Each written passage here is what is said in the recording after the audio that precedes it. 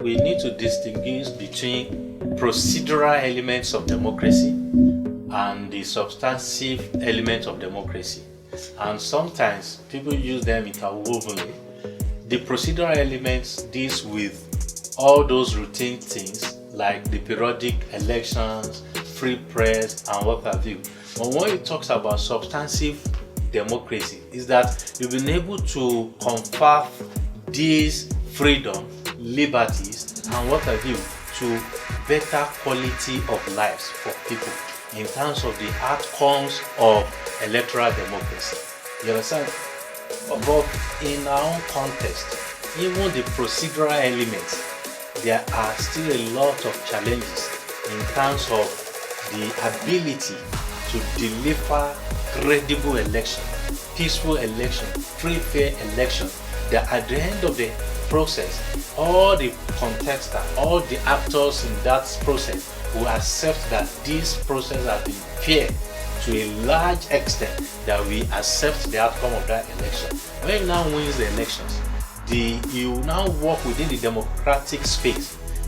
Some of those democratic agents and actors include the political parties, the parliaments, the media, the electorate themselves, and the electoral management body. But whoever now wins the election must now run and form governments. And in forming government, you'll be able to now brings together all the wishes of the people. You convert them into programs and policy that you deliver within the space that the terms of your constitution, in terms of your tenure, allows you to do that. But unlike a one state kind of thing or autocratic system, a democracy requires consultations, requires that all the actors, they are all legitimate actors, those in the governance space, in terms of those who won the elections, the government and the opposition, the citizens and the media. It is expected that whatever policy you are pushing out, be able to get their input.